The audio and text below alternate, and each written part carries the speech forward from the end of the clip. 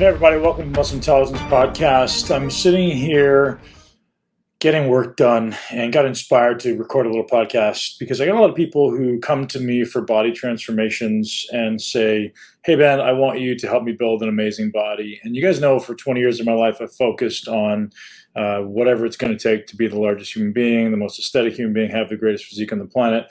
Obviously didn't quite get exactly where I had aspired to, but got pretty damn close. To be the top 10 in the world in anything is pretty tremendous, and I learned a lot. I think my success in the industry is a testament to simply what I was able to learn, all of the mistakes that I made, all of the lessons I learned, all the incredible mentors that I had, all the bad mentors that I had. Ultimately, it was my ability to objectively assess everything that came my way and put it to the test. I think where the rubber meets the road is really life's test, isn't it? We can all read the textbook, we can all read the research study, but ultimately, how does it apply? And where does it apply? And to whom does it apply?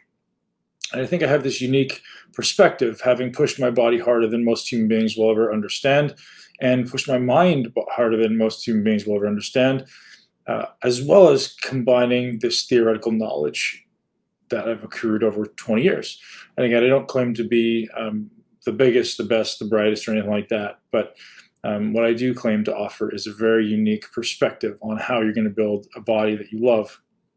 So since having retired from professional bodybuilding in 2016, I've had 4 years of effectively trying to unwind all of the habits that I've created in the previous 20 years, right? So 20 years of aspiring to be the biggest human being on the planet, developed a very particular set of skills, very particular set of habits that really served me well. Some it didn't during my career, but most of which were very much directed at becoming the best bodybuilder on the planet. Now, if I was to objectively look back and be critical of myself, I would acknowledge that some of those habits that I did have probably weren't contributing positively to my betterment. I just didn't know any better. There was no one out there to say, hey, that right there, that thing you're doing, or maybe that thing you're not paying attention to, if you did that, would make a massive difference in your physique and decrease your perceived effort and ultimately increase your results. There's nobody out there that was doing that at the time. I started looking at 18 years old for someone who could mentor me, lead me, guide me, coach me. I worked with many, many coaches in the industry, all of which provided value in very particular areas. So every coach that I worked with was tremendous. I mean, I had incredible benefits and results working with everybody. But nobody was able to give me a 360-degree view. And that was really interesting to me, right? There was people who were very myopic, and they said, well, this is what works because that's what worked for me. And then we get people who say, well, this is what the theory says, and we got to apply that. And the reality is there was very few people who were looking at all of the variables. So at any time in my career, I had 4 or 5 people who I would consider coaches or leaders or mentors or confidants or anyone I could lean on if I had a specific question. So I had one guy who was kind of helping me with my supplements, normal supplements, healthy supplements, supplement protocols to eliminate inflammation and digestion and sleep and stuff like that. I had someone else who would guide me on recovery and biometric markers and thinking differently. And I had someone else who taught me how to exercise effectively. A lot of these people have been on the show, on the podcast. So, Tom Purvis is an example, Peter Chason, Eric Seifert are guys, examples who taught me how to exercise better than anyone else on the planet. I could tell you that those 3 guys are going to exceed anyone's ability to understand exercise, bar none. And then you get people who, maybe mentored me in nutrition and, I think there's gaps. I think there's really, really gaps. I think anyone who wants to build their body isn't even aware of all of the potential boxes that need to be checked to really build a great physique. Coaches typically focus on 1, 2, or 3 things, and those are the most important things to them. Now, there's an issue with that, I think. Having spent the last 20 years understanding this stuff, and really the last 4 years going well beyond just understanding what training should look like. I think when I finally reached this apex of really believing that I have a really great handle on what needs to happen in the gym to build any appreciable amount of muscle in a healthy way and safe way without plateaus, I started looking beyond that. I started looking at things like, what are the other things that contribute to whether or not I'm going to build muscle or whether or not I'm going to lose fat? And ultimately to try to make this as easy as possible, right? We don't want to have to struggle. Struggle is going to be part of it. We're ultimately trying to make the path as linear as possible. The path is never linear, but we're trying to make it as linear as possible without having too many divergence, if that's a word, divergences, so that we can ultimately help me get there. And I think there's millions of people out there right now who would benefit from this understanding. There's more than just training, nutrition, and sleep that go into building a body. There's more than just hard work and motivation and discipline that go into building a body. There's all these internal biochemical realities that are ultimately manifesting as this external expression of your body. So when we think about how we build muscle or how we build a body, our external body is literally an expression of our internal body, isn't it? So whatever's happening in the inside of our body at the level of DNA, at the level of biochemistry, at the level of cellular health, and all these different variables inside hormones, nutrients, protein synthesis, insulin, inflammation, the list can go on. Autonomic nervous system. All these variables are ultimately significantly contributing to my external result, my physical body, the expression of my physical body. Now, there's a whole bunch of other things that are also insignificantly contributing to other variables, but the ones we need to pay attention to are pretty darn significant.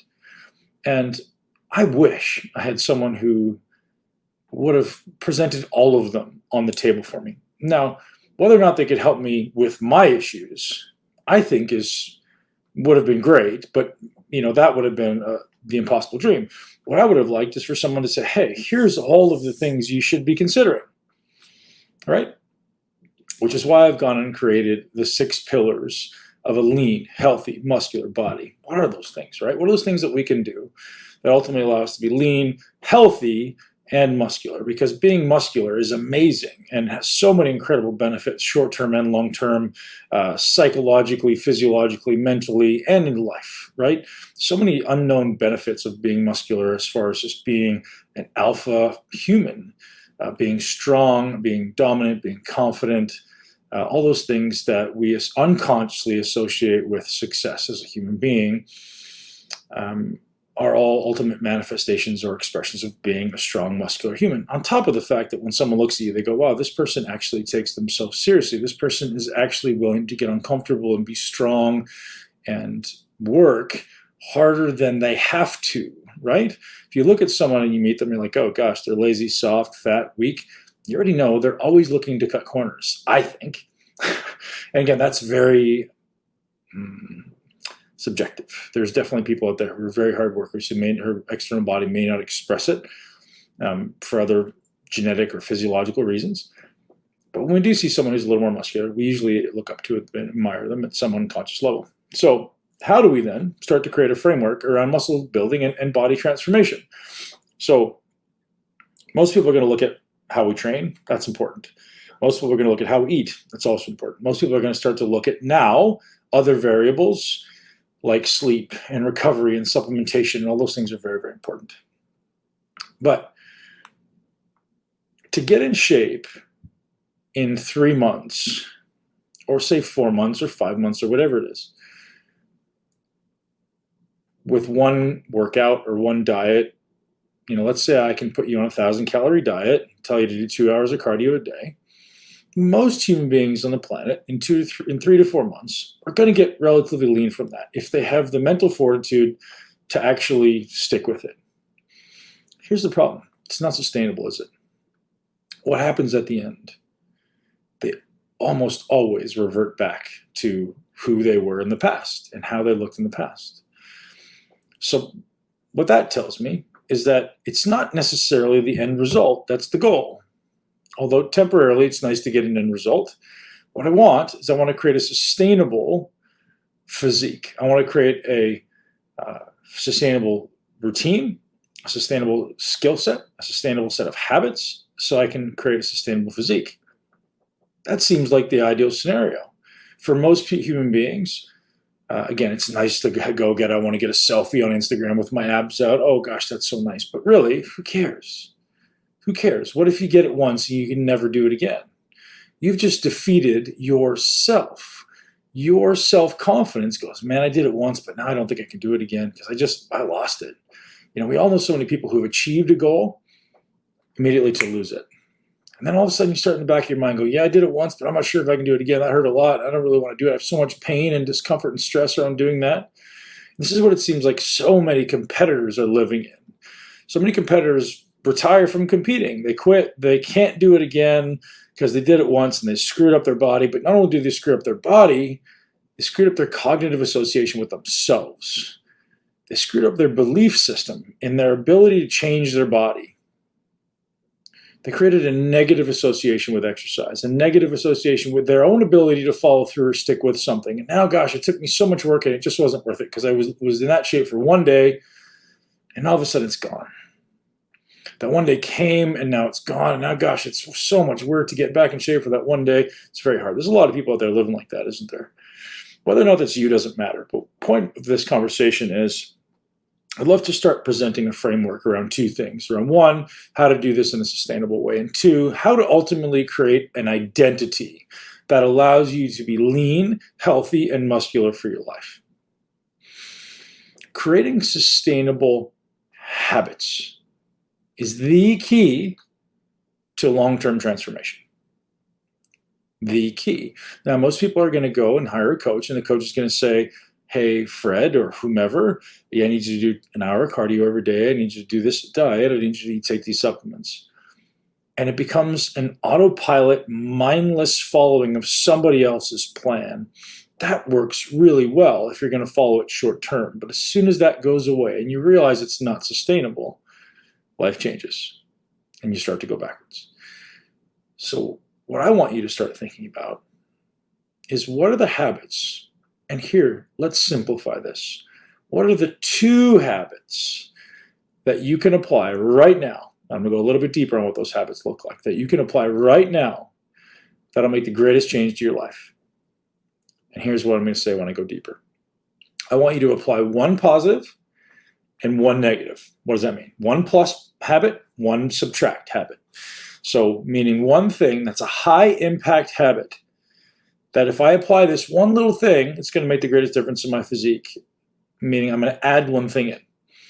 Could be I'm going to do an hour of walking outside every morning. It could be I'm going to do 200 push-ups every day. It could be I'm going to do a class of yoga. I'm going to do a spinning class. I'm going to do something that's hard. I'm going to do my workout 7 days a week. I'm going to, something. Eat this exact meal plan with a high-protein diet every day. Something that's one simple thing. And it doesn't have to be an hour long. It can literally be 5 minutes, right? And that should be, if anyone's struggling with the ability to transform, it's always 5 minutes. It's so small that it takes no thought. There's no resistance. You're trying to reduce that resistance, right? We want to take away that barrier to entry. So if it's, hey, I'm going to do 5 push-ups today, that's a really good start. Because if you do that every day for 30 days, all of a sudden 5 push-ups isn't hard anymore, is it? So that's your positive habit. Now we're going to look at the negative side of that. What's the negative habit? Well, that's a subtraction habit. If we remove one negative thing from our life right now, that could ultimately have the greatest impact on our physique, on our energy, on our mindset, on our confidence, what would that be? So it could be something as, hey, every Friday night with my wife, I eat a cheesecake or ice cream or something like that. What could I replace that with? Or, hey, I know after every meal I have something sweet. Or I know I have too many cups of coffee, which screws up my sleep. Or what is that one single thing that if I just remove that would ultimately have a very positive result on my body? Now, those two simple habits are a really simple foundational piece of creating a habit change, creating a new life for you. Here's the thing. It's going to change not only the way you look, but if you do it consistently, for 30 to 60 days, it's going to change your identity. And you have to start to be conscious of what your identity is. If you grew up fat and sick and have a family that's obese and have some story around why you are the way you are, That's your identity. That's your personal identity.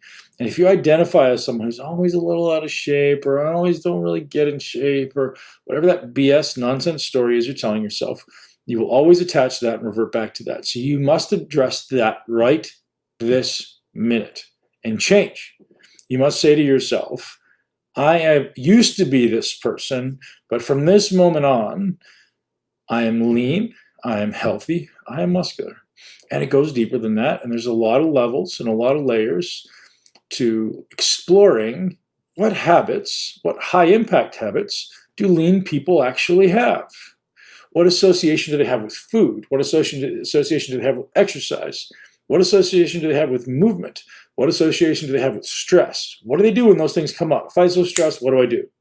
Do I eat? Do I drink alcohol? Do I take drugs? What do I do? Do I try to disconnect from my body or connect with that emotion? Do I try to move my body or just restrict and constrict? So I want you to start paying attention to all those things you do habitually. And when something stressful comes up in your life, or something you notice that you're doing that maybe isn't constructive and it maybe isn't moving you toward your greatest physique, you're going to start paying attention to it. I suggest you write it down. And you see something come up like, oh, I got stressed about this. My bills came in. I was fighting with my spouse. So my response to make me feel better really acutely is I'm going to do this negative thing. And I know if I just remove that, I'd probably immediately change my body composition. I'd probably immediately feel better. Maybe I'd even just have a little more confidence in myself. So then what can I do to replace that habit? Maybe I do a 5-minute walk outside. Maybe I call someone I love. Maybe I do 5 minutes of breath work. Maybe I go do a cold shower. Maybe I do a cold plunge. Something that'll change my psychological and physiological state. Movement is the key. Or something that'll ultimately allow you to feel better, feel different, and get out of that state. And if you do that consistently enough for 30 to 60 days, all of a sudden that habit is broken. And that habit that was ultimately negatively impacting your physique, negatively impacting your self-confidence, your self-discipline, and your life is now gone. And now you feel a little more confident, you feel a little more empowered. Like, hey, I did that. What else can I do? And it literally takes that little wedge in the door, right? Take the thin end of the wedge and stick it in the door and make yourself go, that little habit made such a big difference to my life. And now I realize I can do it. What else is there? What else can I possibly do? So I encourage you this week, today, objectively assess your life and say, what are the high impact habits that if I add this one thing and if I subtract this one thing would make the greatest difference to my life? This allows you the opportunity to become present in your life. It almost necessitates that you become present with the activities, the habits, and the mindless activities that we go through on a day-to-day basis. Now, I think that's an amazing opportunity because all change starts with awareness. So, start there. Because changing your body will not last, nor is it worth it. Because building a great body and still having a mind that is weak and unhappy will not fulfill you. Take it from me. There's a lot of things that you can do that while you build a great physique and while you build a great life, allow you to also empower yourself with confidence and discipline and integrity and incredible internal character traits. And there's also a lot of things you can do that ultimately get you in shape and don't let you build confidence or character or integrity or discipline. Right? So we want to make sure we anchor those things together. We want to make sure that as we step forward into our new life and into our new body and into our excellence, we carry with it the seeds of character, of confidence, of discipline, of love in our heart, rather than anger and discontent. For a long time, I trained very angry and very discontent, very jaded and pissed off at the world. And I brought that with me home. I brought that with me to everywhere I went in my life, because that's what I thought that I needed to drive performance. Interesting, isn't it? As I anchored that in the gym, that became my default state. Every time I thought about exercise, that became a state. I became angry on the inside. It started to burn. It started to make me angry to just think about exercise. Now imagine living 20 years of your life like that. Now imagine creating even more of that for your future. Does that sound like a positive thing? When you could just as easily change your exercise emotion to, I'm so grateful that I have this amazing body. I want to take care of this amazing vehicle. I want to use it for the rest of my life. I want it to be an adventure. I want it to be strong. I want it to be resilient. I want to feel good in the way that I move. You can anchor that really quickly in your exercise regime. So every time now you think about exercise, you get a smile on your face, you get love in your heart, you get gratitude in your heart. Just for the fact that you just anchored that while you're training. Doesn't that sound like a more positive transformation to be making for the future? It's amazing to look great, but it's way more powerful to look great and feel great and exude confidence and certainty and be in alignment with who you are at your soul. It's a very different reality than showing up and being pissed off with a nice set of abs. Very, very different. So that's one foundational step, is creating this new identity of who you are, rather than just simply following a plan to get to the end result. And I love the idea of following a plan. Don't get me wrong. Goals are great. Plans are great. But create a synergy between that outward plan, the external plan, match it with the internal process, right? We want to attach to confidence and certainty and joy and gratitude and love and all these incredible emotions that we can just create at will if we think about it.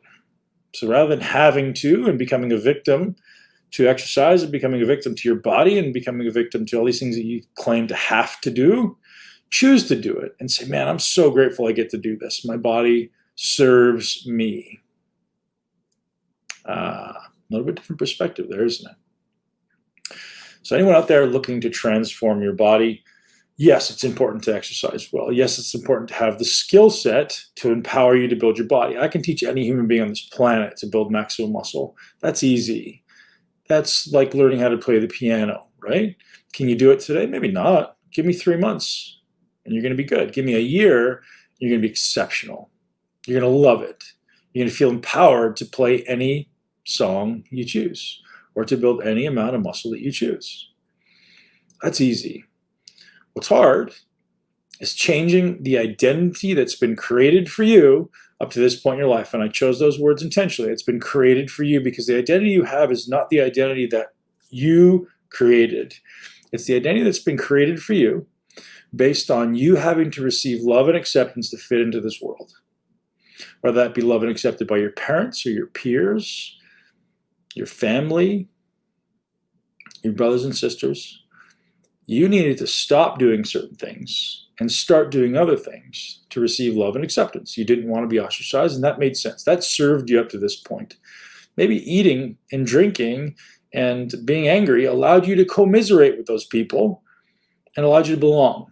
Whereas if you had been the outcast, the black outcast, forgetting the word I'm looking for, you guys will know what I'm talking about, the black goose, whatever it is. Anyways, if you were the outcast, people would have ostracized you. So you needed to conform all the way down to the food you ate, the habits you created, the words you chose, just to fit in with those people. But I want each and every one of you to realize right now you're an adult. And you can choose to change your life. And all those stories you've been telling yourself up to this point, black swan is what I was thinking. All the habits and beliefs and identity that you've created up to this point is not you. It's who you've decided to be up to this point in your life to fit in, to be accepted, to be loved. And that's wonderful because it's absolutely served you to now.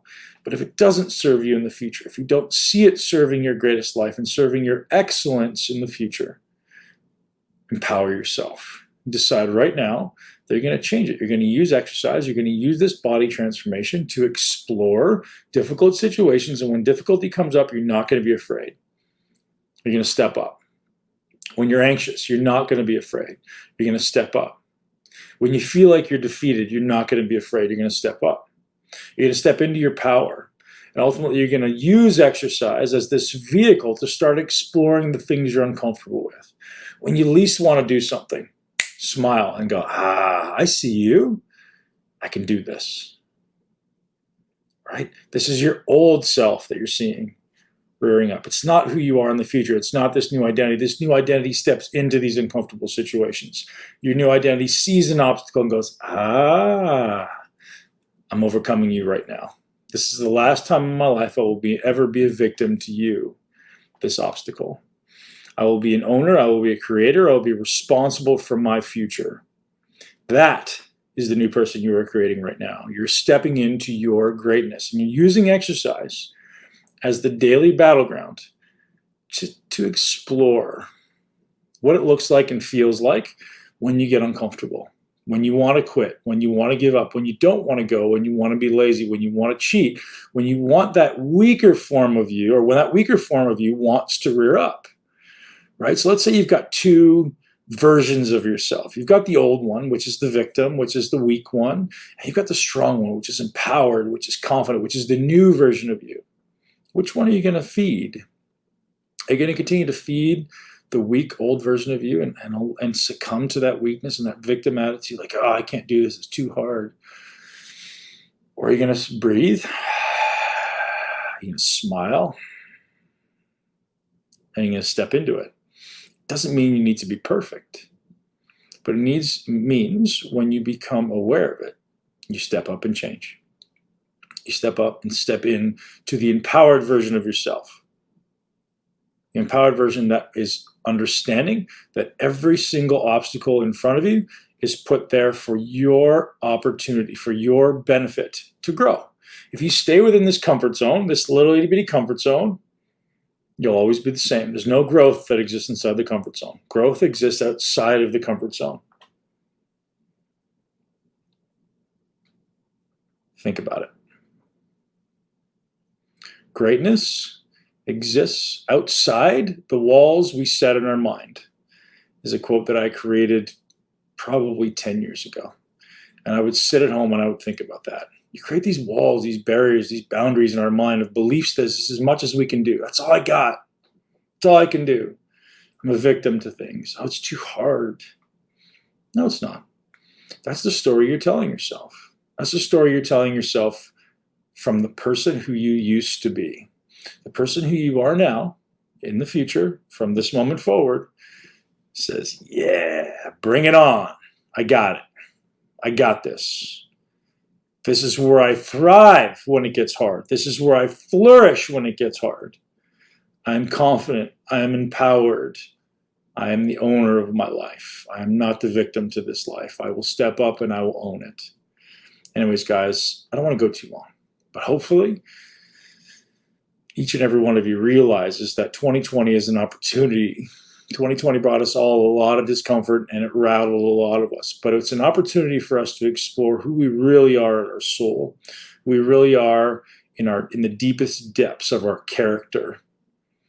Allows you to get uncomfortable, stir it up a little bit, create some new habits, create the desire for excellence. Create this desire to accumulate the best version of yourself right now. What if this was something that we intentionally manifested? To stir a bunch of stuff up, to allow us to explore our new potential, our new future. We got so blinded, we got so myopic, we got so mindless in our routines, didn't we? Many of us. 1% of the population succeeds and everybody else follows because those 99% of the population is willing to stop and have this conversation with themselves that says, hey, I refuse to be a victim. I refuse to say anything is too hard. I refuse to be too tired. I refuse to sleep in. I refuse to do anything that my body says I cannot. I will step into it and I will do it. I'll take ownership for my life right now. If this is hard for you, journal. What are the things that you wanted to do today that you didn't? And if you're feeling disempowered, write it down. I will no longer be a victim to this disempowering feeling. I will now be the creator and the owner of my life. I will transform my body to look like anything that I want it to look like. And again, this is not me being preachy. This is me just making you guys think. It's right there in front of you. Yes, you need a skill set. Yes, you need habits. Yes, you need to change your beliefs about what's possible for you. And all of those ultimately will create a new identity. When you start realizing that this identity is sitting right there in front of you for you to pick up, for you to change, you can become the greatest parent. You can become the greatest financial advisor. You can become the greatest teacher. You can become the greatest mentor, the greatest coach, the greatest athlete, whatever you want to do. But you got to stop with the victim words. I don't know if I can do that. Why me? Oh, stop. Step into it, guys. I'm here to support you. Thank you guys all for listening. I hope you enjoyed the podcast. Today's podcast is brought to you by Bubs. Bubs has been an incredible sponsor of the podcast for a long time. My absolute favorite MCT and collagen that goes into my body every single day because I want to feel my greatness. I want to feel collagen in my body. So ultimately, collagen supplementation is very important for anyone who eats a high amount of muscle meat protein. So we're eating steak, chicken, all that stuff, which is muscle meat of the animal. It's important to balance out the ratios of amino acids, which primarily glycine is the one that's missing from that muscle meat, which is predominant in collagen protein. So I take collagen for my joints, for my hair on my head, kidding, for my nails, for my skin, for all these things that are essential processes in the body, like detoxification, like insulin regulation, also like supporting the GABA glutamate pathway, the production of GABA through the glutamate pathway. Glycine is a big essential player in that. So what does that mean? It means like it helps me slow down, helps me put on the brakes before I go to bed. Not enough collagen will sometimes cause a racing mind. Why do I take MCT? MCT is incredible for my brain. It's just that new level of focus for me in the morning, just that one notch up. When I add it to my coffee, MCT goes directly to your brain and becomes ketones, energy for your body to use, sometimes ketones if you're in a relatively depleted state. I just find it helps fuel my brain. I use it in my protein shakes. I always use it in my coffee. It just makes coffee so much better. If you're someone who uses almond milk or dairy at all in your coffee, try out Bubs MCT. And you're going to love it. And you can now use the code BEN, B-E-N, nice and easy, for 20% off Bubs. BubsNaturals.com. Bubs is hooking you guys up. 20% off, which is, if you're in the supplement industry at all, you know that's astronomical. 20% off anything is incredible. So take advantage while we can, because they're taking care of us. We want to take care of them. Bubs also giving 10% of profits to charity, supporting us so we can support you. Guys, thank you so much for tuning into this podcast. If you did enjoy the podcast, I would absolutely love a review. If you enjoyed this conversation today, let me know. I want to hear about it. I want to hear what you enjoyed. And if you didn't, I want to hear that too. If you enjoyed the podcast, I would love it if you subscribed and shared with at least one person you know and love who could benefit from this message or all of the other messages that we're conveying and portraying here on the Muscle Intelligence Podcast. I love what I do, and I hope I get to continue to do it forever, and not only for you, but empowering everyone in the world with an intelligent approach to building your greatest body and creating ultimately a life that you love. And with love in your heart, with love in my heart, I send my gratitude to you for being here and your time. Have a wonderful day, guys. We'll talk to you soon. Thank you so much for tuning into Muscle Intelligence. If you enjoyed today's episode, please be sure to share it with at least one person you know. And make sure you're subscribed so you never miss an episode. This podcast is for information purposes only. The statements and views on this podcast are not medical advice. This podcast, including Ben Pikulski and the producers, disclaim responsibility for any possible adverse effects from the use of information contained herein. Opinions of guests are their own, and this podcast does not endorse or accept responsibility for statements made by guests. This podcast does not make any representations or warranties about guest qualifications or credibility. This podcast may contain paid endorsements or advertisements for products or services. Individuals on this podcast may have a direct or indirect financial interest in products or services referred to herein. If you think you have a medical problem, consult a licensed physician.